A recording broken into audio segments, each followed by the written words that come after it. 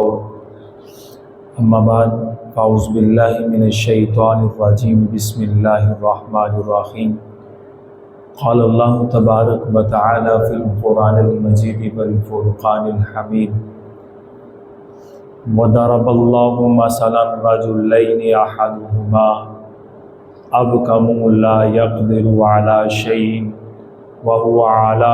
کل علی مولاه اینما یوجہ لا یأتی بخیر هل یستوی هو من یأمر بالعدل وهو علی صراط مستقیم صدق اللہ العظیم وصدق رسولہ النبی الکریم الامین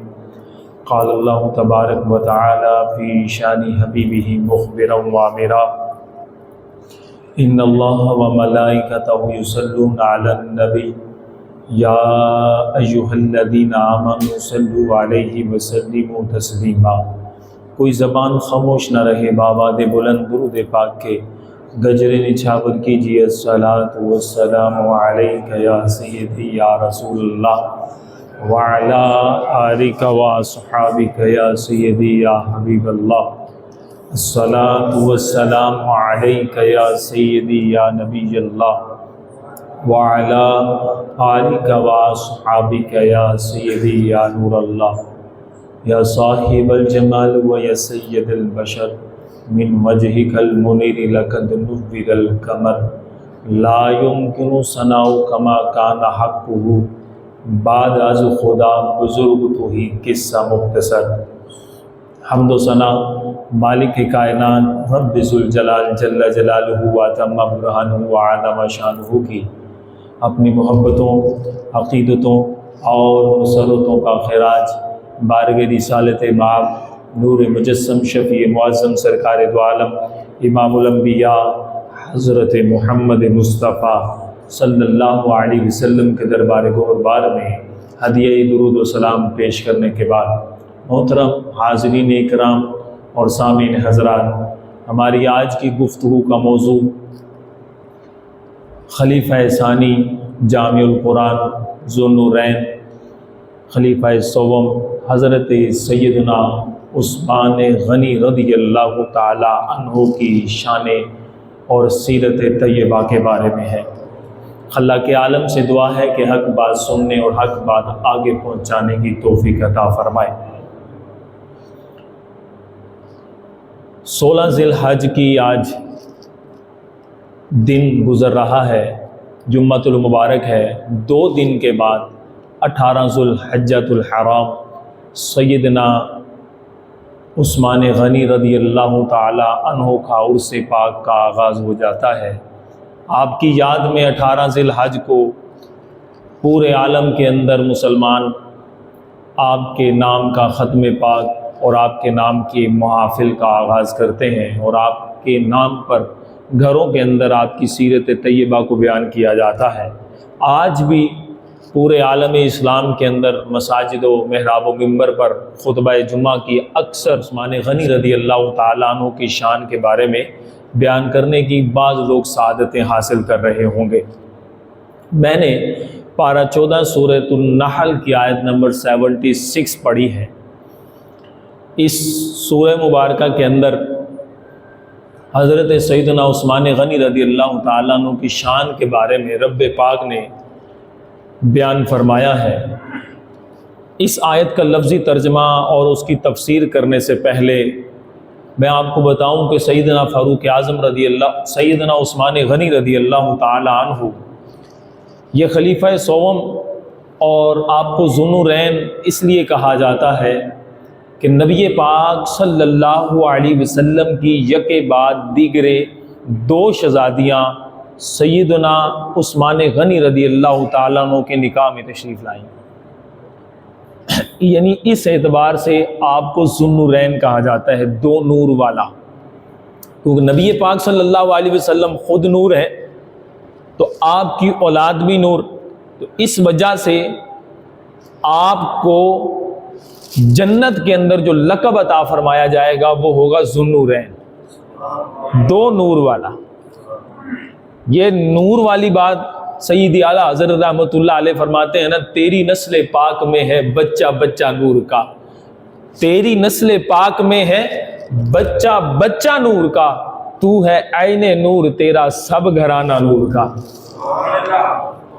نبی پاک صلی اللہ علیہ وسلم کی دو لخت جگر حضرت ام کلثوم رضی اللہ تعالیٰ عنہ، جو کہ حضرت رقیہ رضی اللہ تعالیٰ عنہا سے بڑی ہیں، یہ بھی آپ کے نکاح میں تھیں، اور حضرت رقیہ رضی اللہ تعالیٰ عنہا جو کہ حضرت سیدہ تنا فاطمہ الزہرا رضی اللہ تعالیٰ عنہا سے بڑی ہیں، یہ بھی آپ کے نکاح میں تھیں، اور سیدہ خاتون جنت رضی اللہ تعالیٰ عنہ حضرت علی مرتضیٰ شیر خدا کرم اللہ وجہ الکریم کے عقد نکاح کے اندر تھیں۔ تو دو صاحبزادیاں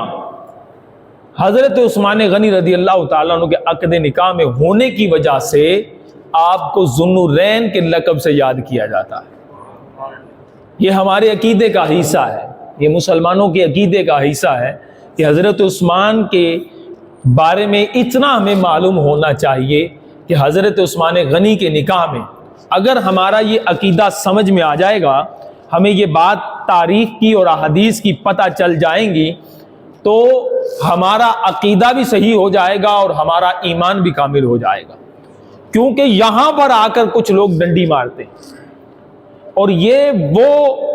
عقد نکاح ہوئے ہیں جو نبی پاک کی رضا کے ساتھ ساتھ اس کا حکم میرے رب نے ارشاد فرمایا تھا۔ یعنی حضرت رقیہ کے انتقال کے بعد حضرت ام کلثوم کے ساتھ جو نکاح ہوا تھا، وہ بھی رب نے حکم فرمایا تھا کہ حضرت عثمان کے عقد میں ام کلثوم کو دے دیا جائے۔ ایک مرتبہ حضرت معجم الاوسط کی حدیث مبارکہ ہے، جلد نمبر 1 ہے، حدیث نمبر 1764 ہے۔ حضرت ام کلثوم رضی اللہ تعالی عنہا بارگاہ رسالت میں حاضر ہو کر عرض کرتی ہیں، یا رسول اللہ، زوج الفاطمہ تا خیر من زوجی، کیا سیدہ تنا خاتون جنت کے جو شوہر ہیں وہ میرے شوہر سے زیادہ فضیلت والے ہیں؟ سوال بیٹی نے کیا ہے۔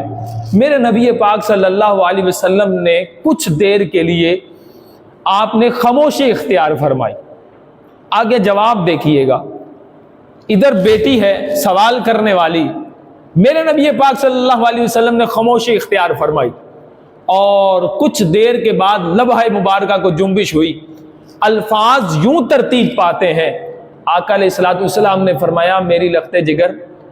جو تیرے نکاح میں ہے وہ اللہ اور اللہ کے رسول کو محبوب ہے، اور فرشتے بھی اس سے پیار کرتے ہیں۔ یعنی کہ آقا دو جہاں صلی اللہ علیہ وسلم نے سیدنا عثمان غنی رضی اللہ تعالیٰ عنہ کی شان کو بھی بیان فرما دیا، اور دوسرے پہلو کو بھی ملحوظ خاطر رکھتے ہوئے ان کی شان کے اندر بھی کمی نہیں آنے دی۔ یہ میرے نبی پاک صلی اللہ علیہ وسلم کا علم مبارک ہے۔ آقا دو جہاں صلی اللہ علیہ وسلم کی یہ شان پاک ہے کہ آپ نے کس پیارے انداز کے ساتھ اپنی بیٹی کو جواب بھی ارشاد فرما دیا، اور دونوں کو رضامندی کا اظہار بھی ہو گیا۔ اس سے قبل کہ سیدنا عثمان غنی رضی اللہ تعالی عنہ کی سیرت پر میں آپ پر حیا کے موضوع پر کلام کروں، پہلے وہ خطبے کی جو آیا مبارکہ پارہ 14 سورۃ النحل کی آیت نمبر 76 نمبر،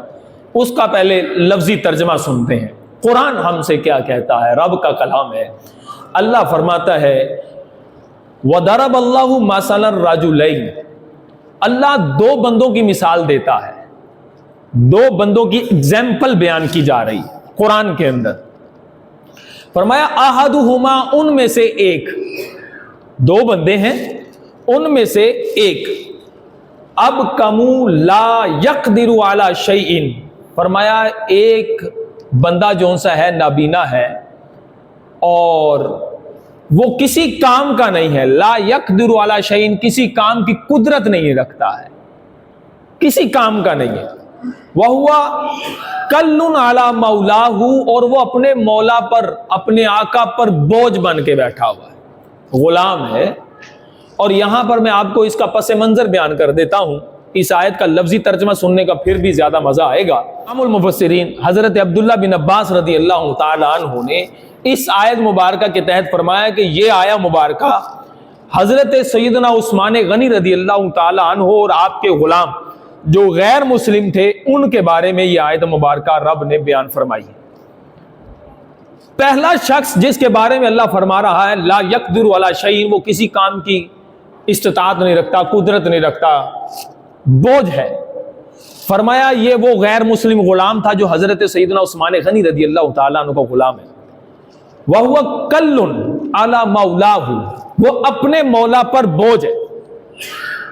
بوجھ ہے، کسی کام کاج کا نہیں ہے، دشمن اناج کا ہے۔ حضرت عثمان غنی رضی اللہ تعالیٰ عنہ پر یہ بوجھ ہے۔ آگے اللہ فرماتا ہے اینما یوجہ لا یأتی بخیر، اس غیر مسلم غلام کو جہاں پر بھی بھیجا گیا ہے، جس کام کے لیے بھی بھیجا گیا ہے، یہ کوئی کام بھلائی کا کر کے واپس نہیں پلٹا، بس دشمن اناج کا، نہ کام کا نہ کاج کا، یہ حالت ہے اس کی۔ لیکن آگے رب پاک ارشاد فرماتا ہے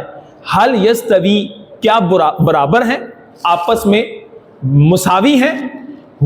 ہوا ومن یأمر بالعدل، وہ شخص جو عدل کا حکم کرتا ہے، عدل کا حکم دیتا ہے، حکم کرتا ہے، وَهُوَ عَلَى صِرَاطٍ مستقیم، اور وہ جو صراط مستقیم سیدھے رستے پر ہے۔ یہاں سے مراد حضرت سیدنا عثمان غنی رضی اللہ تعالیٰ عنہ، فرمایا کہ سیدنا عثمان غنی رضی اللہ تعالیٰ عنہ وہ ہے کہ جو عدل کا حکم دیتے ہیں اور خود صراط مستقیم سیدھے رستے پر ہے، یہ اور وہ جو کسی کام کاج کا نہیں ہے، کسی بھی صلاحیت کا اہل نہیں ہے، کیا وہ دونوں برابر ہو سکتے ہیں؟ نہیں، وہ برابر نہیں ہو سکتے۔ تو یہاں ہمیں یہ پتا چلا کہ غیر مسلم مسلمان کا کسی بھی قسم کا برابر نہیں ہو سکتا، یہ قرآنی فیصلہ ہو گیا کہ غیر مسلم مسلمان کے برابر نہیں ہو سکتا۔ آج کل کچھ لوگ اس طرح کے نئے فتنوں کے ہاتھوں میں چڑھ گئے اور وہ جناب انسانیت کے نام پر ہمیں جو ان سے ہے وہ اسلام کو پس پشت ڈالنے کی کوشش کر رہے ہیں، جبکہ قرآن کا فیصلہ ہے ان الدین عند اللہ اسلام، اللہ کے نزدیک جو دین ہے وہ اسلام ہی ہے، رب کے نزدیک جس کو پرائورٹی دی گئی ہے وہ دین اسلام ہی ہے، تو اسی کی ہمیں پاسداری کرنی ہے۔ جیسے کہ یہ موٹو سعودی عربیہ سے ابھی اٹھا کچھ دن پہلے کہ دین ابراہیمی کو، یونیورسل دین کو اختیار کر لیا جائے، دین ابراہیمی کو اختیار کیا جائے، یہودیت عیسائیت اور اسلام کو ایک جگہ آ جانا چاہیے۔ تو اس کا مطلب ہے کہ یہاں پر جو رب نے فیصلہ فرما دیا ہم اس فیصلے کے اگینسٹ چلنے کے لیے تیار ہو رہے ہیں کہ رب نے دین اسلام بھی اختیار فرمایا ہے اور وہ اسلامی مذہب ہے جو نبی پاک صلی اللہ علیہ وسلم جس شریعت کو لے کر آئے ہیں باقی ساری شریعت منسوخ ہو چکی، چاہے یہودیت ہو چاہے عیسائیت ہو، آقا دو جہاں صلی اللہ علیہ وسلم کی آمد کے بعد پہلے کی سارے ادیان نے ختم ہو چکے اور بعد میں آنے والے ادیان باطلا، کوئی بھی اللہ رب العزت کی وحدہ لا شریک ہونے کا قائل نہیں۔ اسلام اس بات کا قائل بھی ہے، درس بھی دیتا ہے اور لوگوں کو سمجھاتا بھی ہے۔ رب کی توحید قل هو اللہ احد قرآن بیان کر رہا ہے، تو یہ ہمیں دین اسلام پر ہی رہ کر ہمیں صحیح معنوں میں دین پر چلنا آئے گا۔ اور یہاں پر جب پورے عالم اسلام میں پورے عالم کے اندر اسلام آفتاب کی طرح روشن ہے اور پھر اس پر چلنے کے لیے صحابہ کرام علیہ رضوان کے جو ستاروں کی مانند ہے ان کی روشنیوں کی ہدایت ہمارے پاس موجود ہے۔ اب ہمیں کسی اور طرف جانے کی ضرورت نہیں ہے، ہمارے لیے یہ ہستیاں ہیں جو رول ماڈل ہیں۔ اگر ہم سیرت سیدنا عثمان غنی کو اٹھا کر دیکھ لیں تو ہمارے لیے یہ قابل ہدایت ہے، مشعل راہ ہے آپ کی سیرت طیبہ کہ آپ جامع القرآن بھی ہے، خلیفہ سوم بھی ہے، سیدنا عثمان غنی رضی اللہ تعالی عنہ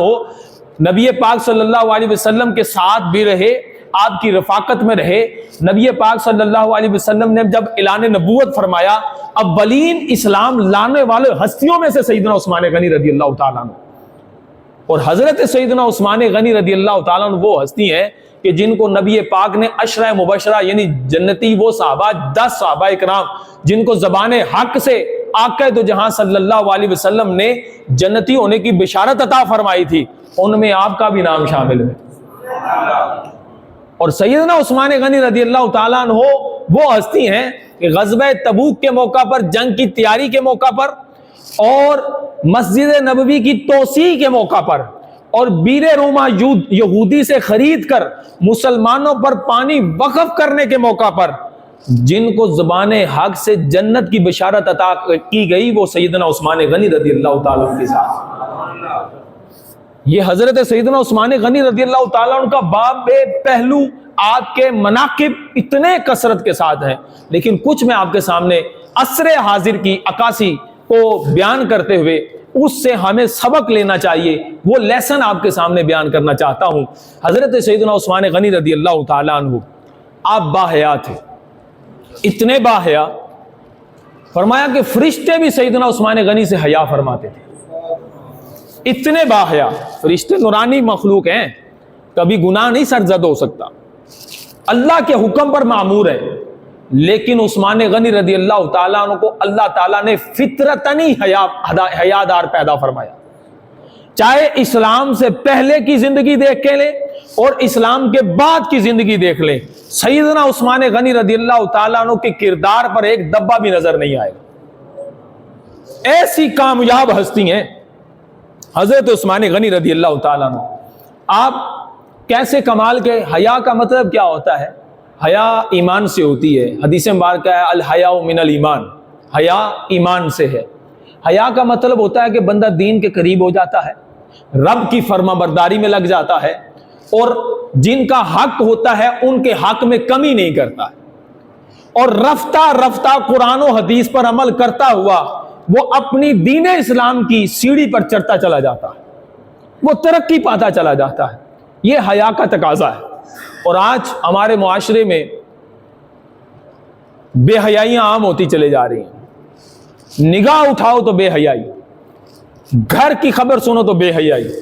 باہر کی خبر سنو تو بے حیائی. میں سیدنا عثمان غنی رضی اللہ تعالیٰ عنہ کو، وقت مختصر ہے، کچھ آپ کی زندگی کے چند پہلو آپ کو سامنے بیان کرتا ہوں. سیاستہ کی روایات ہیں، یعنی بخاری و مسلم کے ساتھ ابن ابو داؤد اور نسائی اور ابن ماجہ کی روایات کا کچھ حصہ آپ کے سامنے بیان کرتا ہوں. خود سیدنا عثمان غنی رضی اللہ تعالیٰ عنہ بیان فرماتے ہیں. آپ فرماتے ہیں فواللہ ما زنیت فی جاہلیتی ولا فی الاسلام قط. فرماتے ہیں کہ زمانہ جاہلیت میں جب بربریت کا عالم تھا، جس کے پاس مال و متاع ہوتا وہ کسی پر بھی اپنا حق دائر کر دیتا تھا. اس دوران کے اندر بھی زمانہ جاہلیت ہو یا بعد از اسلام کی روشن زندگی ہو، اس میں بھی اور اس سے پہلے والی زندگی میں بھی کبھی بھی مجھ سے بدکاری سرزد نہیں ہوئی. یہ حضرت عثمان غنی رضی اللہ تعالیٰ عنہ اپنی زبان سے بیان فرما رہے ہیں. اور پھر فرماتے ہیں وَلَا قَتَلْتُ نَفْسَ الَّتِي حَرَّمَ اللَّهُ. فرماتے ہیں کہ میں نے کبھی بھی کسی کو ناحق قتل نہیں کیا، کبھی بھی کسی کا کوئی بھی قتل ناحق نہیں ہوا. آگے فرماتے ہیں ما تغنیت ولا تمنیت. فرمایا نہ کبھی گانا گایا اور نہ ہی کبھی جھوٹ بولا. ہم اپنے بارے میں بھی غور کرتے چلے جائیں. یہ صفات ہیں حضرت سیدنا عثمان غنی رضی اللہ تعالیٰ عنہ خلیفہ سوم. نہ کبھی گانا گایا، مطلب گایا نہیں تو سنا بھی نہیں، نہ کبھی سنا، اور نہ ہی کبھی جھوٹ بولا. آگے فرماتے ہیں ولا شربت خمرا فی الجاہلیت ولا فی الاسلام. اور نہ ہی کبھی زمانہ جاہلیت میں اور نہ ہی اسلام میں نے کبھی شراب کا ایک قطرہ بھی نہیں پیا. یہ سیدنا عثمان غنی رضی اللہ تعالیٰ عنہ کی سیرت کے پہلو ہے. فرمایا ولا سرقت فی الجاہلیت ولا الاسلام. اور فرمایا میں نے زمانہ جاہلیت میں بھی کبھی چوری نہیں کی، اسلام لا کر تو ویسے ہی سینہ روشن ہو گیا تھا، اس میں بھی کبھی یہ داغ بھی نہیں ملا۔ اور فرمایا آگے کے یہ جملے سننے والے، وَلَا مَسِسْتُ ذَكَرِي بِيَمِينِي مُنْذُ بَایَعْتُ بِهَا رسول اللہ صلی اللہ علیہ وسلم، فرماتے ہیں جب سے دایاں ہاتھ نبی پاک صلی اللہ علیہ وسلم کے ہاتھ میں دیا ہے، اس وقت سے لے کر اب تک میں نے کبھی بھی دائیں ہاتھ سے اپنی شرمگاہ کو نہیں چھوا۔ ایسے کردار کے باحیا، ایسے کمال کی ہستی ہیں کہ نہ کبھی جھوٹ بولتے ہیں، نہ کبھی گانا گایا ہے، نہ کبھی چوری کی ہے، نہ کبھی نہ حق قتل کیا ہے، نہ کبھی شرمگاہ کو دائیں ہاتھ سے نہیں چھوا ہے۔ کیسی حیا ہوگی، کیسے کمال کے باحیا۔ اور اگر ہم اپنے بارے میں غور کریں تو شرم سے جھک جاتا ہے۔ حالات ہمارے سامنے ہیں، 2 جون کی بات ہے، کیپٹل سٹی کے اندر فیصل آباد سے لڑکا اٹھتا ہے اور جا کر ایک ٹک ٹاکر خاتون کو، 17 سالہ لڑکی کو قتل کر دیتا ہے محبت کے نام پر۔ ہمارے ہی معاشرے کے اندر یہ نہ گفتہ بے صورتحال ہے۔ اب وہ جو منظر ہوا وہ میں ممبر کا تقدس کی وجہ سے اس کو بیان نہیں کر سکتا، لیکن اگر ہم غور کریں تو ہماری بچیاں، ہم اس پر کیا کنٹرول لگا رہے ہیں، کیا بیریئر لگا رہے ہیں۔ موبائل ہاتھوں میں، ہر چیز سنی جا رہے ہیں، ہر چیز دیکھی جا رہے ہیں، ہر چیز دیکھی جا رہے ہیں۔ اب وہ جو مر گئی ہے وہ اس کا کردار کیا تھا، وہ ایک گلوکارہ ہے یا ڈانسر ہے، جو بھی ہے، لیکن اس کی ویڈیوز جب تک دیکھی جاتی رہیں گی اس کو گناہ ملتا رہے۔ تو ہمارا ایز اے والد ہونے کے، سربراہ ہونے کے، گھر کے سربراہ ہونے کی حیثیت سے، کیونکہ روایت کا مفہوم ہے کہ ہر سربراہ سے اس کی رائے کے بارے میں پوچھا جائے گا، تو ہماری ذمہ داری ہے بھائی ہونے کے ناطے، شوہر ہونے کے ناطے، بیٹا ہونے کے ناطے ہماری ذمہ داری ہے کہ ہم گھر کی خواتین کو تحفظ فراہم کریں، چادر و چار دیواری کا تحفظ فراہم کریں جو اسلامی تعلیمات کا حق ہے۔ آج ہمارا معاشرہ جو طوفان بدتمیزی کے اندر دھستا چلا جا رہا ہے، اس کی ایک ریزن یہی ہے کہ ہم نے بیریئر نہیں لگایا، ہم اس کو دیکھ نہیں رہے، ہم آبزرویشن نہیں کر رہے اپنے بچوں بچیوں کے بارے میں، خصوصاً بہنوں اور بیٹیوں کی میں بات کر رہا ہوں۔ اس بارے میں غور کریں، ہمیں ان کو زینت سجا بجا کر بازاروں میں نہیں لے جا کے جانا، چاہے رشتہ داروں کی محفل ہو ان کو بے پردگی کے مناظر نہیں دکھانے کے لیے لے کے جانا۔ یہ ہمارا اسلامی قوانین کو توڑنے کے مترادف ہے یہ عمل، اور اسی وجہ سے بے حیائی عام ہوتی چلے جا رہی ہے۔ کچھ پڑھائی کے نام پر ہم نے جو طوفان بدتمیزی کا گڑھ لی ہے، جبکہ پڑھائی کا یہ قطعاً یہ اصول نہیں ہے کہ آپ بے حیا ہوں گے تو پڑھیں گے، یہ پڑھائی کا اصول نہیں ہے۔ میں آپ کو بتا رہا ہوں کہ آپ بے حیا ہوں گے تو پڑھائی کریں گے، نہ، ایسے بھی لوگ ہیں جو با حیا ہیں اور پڑھائی کرتے ہیں۔ لیکن ہم اپنے گھروں کے بارے میں غور کریں تو ہمیں کچھ خاندان والے ایسے بھی ملیں گے جو ماں باپ ہوں گے لیکن اپنے بچوں کے ساتھ فحاشی فلمیں بھی دیکھتے ہوں گے، بیٹھ کر گانے بھی سنتے ہوں گے، اور پھر ہماری تمنا ہو کہ ہمارا بیٹا اور بیٹی جناب اسلام کے اعلیٰ کردار کے غازی بنے۔ یہ کیسے ممکن ہو سکتا ہے کہ جب کہ ہم اپنے بچوں اور بچیوں سے حیا خود فوت کر رہے ہیں۔ سیدنا عثمان غنی رضی اللہ تعالیٰ کی سیرت کے چند پہلو میں نے آپ کے سامنے رکھے کہ وہ ایسے با حیا تھے کہ فرشتے بھی ان سے حیا کرتے تھے، اور حیا ایمان کا حصہ ہے، یہ مجھ سمیت ہم سب کو اختیار کرنے کی ضرورت ہے۔ اصل میں ہمارے اندر جو کمی آ رہی ہے یا دین کے اصولوں کا حق ادا کرنے میں جو کمی آ رہی ہے وہ حیا کے فقدان کی وجہ سے۔ اور ایک اور مسئلہ چھوٹا سا، یہ یہاں پر ہمیں یہ غور کرنا ہے کہ ہم نے با حیا بننا ہے، بلکہ نبی پاک صلی اللہ علیہ وسلم اپنی بیٹی کو مخاطب ہو کر فرمایا، یا بنیہ، اے میری بیٹی رقیہ، فرمایا کہ تم ابو عبداللہ یعنی حضرت عثمان رضی اللہ تعالی عنہ کا خیال کرنا، کیونکہ یہ میرے صحابہ میں میرے ساتھ اخلاق میں بالکل مشابہ رکھتے ہیں، یعنی ان کی مشابہت اخلاق کے اعتبار سے بھی نبی پاک سے مشابہت رکھتی تھی۔ آپ نے اپنی بیٹی کو تعلیم دی کہ اپنے شوہر کا خیال کرنا، تو آج ہمیں بھی ضرورت ہے کہ ہم بھی اسلامی تعلیمات کو فالو کریں، تو انشاءاللہ گھر میدان جنگ نہیں، امن کا گہوارہ بنے گی۔ دوسری بات، 18 ذوالحجۃ الحرام، آج بھی انشاءاللہ ہمارے یہ ساتھ والے بھائی دکاندار فیاض بھائی نے جمعہ کی نماز کے بعد سبیل سیدنا عثمان غنی رضی اللہ تعالیٰ عنہ کے نام پر اہتمام کیا ہے۔ آپ لوگ پانی نوش کریں گے، شربت نوش کریں گے، آپ لوگ بھی اپنے گھروں کے اندر 18 ذوالحجۃ الحرام کو سیدنا عثمان غنی رضی اللہ تعالیٰ عنہ کی یاد میں کچھ نہ کچھ گھر بار کے لیے پھل فروٹ وغیرہ یا کچھ ختم پاک کا اہتمام کریں، یہ بہت اچھا ہے۔ لیکن بعض لوگ جو ان سے ہیں وہ دیکھتے ہیں 18 ذوالحجۃ الحرام کو عید غدیر کے نام پر جشن منا رہے ہوتے ہیں، جبکہ یہاں پر تیسرے خلیفہ سوم حضرت عثمان غنی رضی اللہ تعالیٰ عنہ کو یوم عرس ہے۔ اس کا خیال کرنا ہمیں زیادہ ضروری ہے، اس وجہ سے کہ اسلامی تعلیمات کے اندر ہمیں عید غدیر کا وہ جو ایک سمجھ لیں کہ بعض لوگ اس بات پر عید غدیر مناتے ہیں کہ یہ حضرت علی مرتضیٰ شیر خدا کرم اللہ وجہ الکریم، دیکھیں نام کتنے پیارے، احتیاط کے ساتھ ادب کے ساتھ لے رہا ہوں کیونکہ حضرت علی ہمارے، ٹھیک ہے، وہ چوتھے خلیفہ ہیں۔ یہ لوگ کیا کرتے ہیں، یہ حضرت علی رضی اللہ تعالیٰ عنہ کو عید غدیر کے نام پر اس خم کے مقام پر جو حضرت نبی پاک صلی اللہ علیہ وسلم نے جب علی مرتضیٰ شیر خدا یمن سے واپس تشریف لائے تو کچھ صحابہ کرام نے نازیبا ہوئے حضرت علی رضی اللہ تعالیٰ عنہ کے خلاف کچھ باتیں گڑنا شروع کی، تو نبی پاک صلی اللہ علیہ وسلم نے وہاں پر حضرت علی کی ذات کا تحفظ بیان کرتے ہوئے فرمایا من کنت مولاہ فہو علی مولا، جس کا میں مولا اس کا علی مولا۔ اس روایت کا ترجمہ یہ ہے جس کا میں مددگار اس کا علی مددگار ہے، جس کا میں دوست ہے اس کا علی دوست ہے، جس کو مجھ سے محبت ہے اس کو علی سے محبت ہوتی ہے، یہ مطلب ہے۔ لیکن بعض لوگوں نے یہ معنی لے کر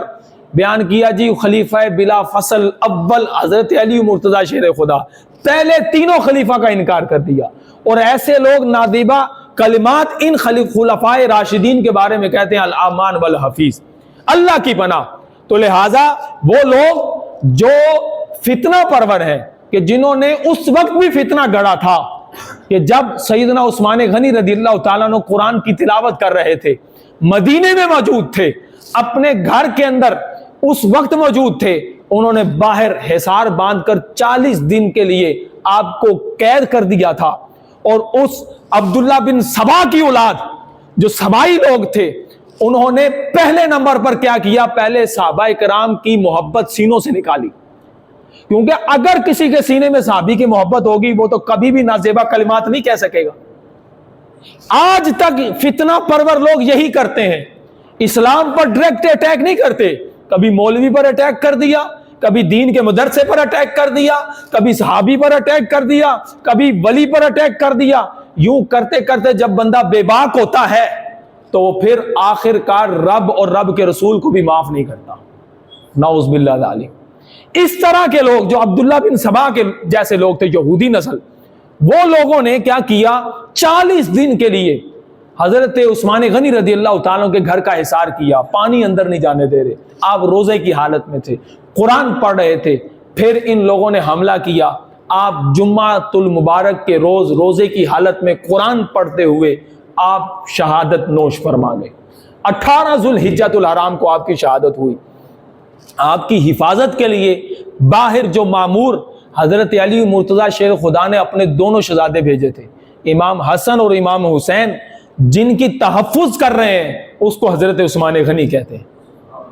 تو لہٰذا یہ جو لوگ بکواسات کرتے ہیں صحابہ کرام کے بارے میں، اولیاء اللہ کے بارے میں، انبیاء کرام کے بارے میں، یہ فتنہ پرور لوگ ہیں، یہ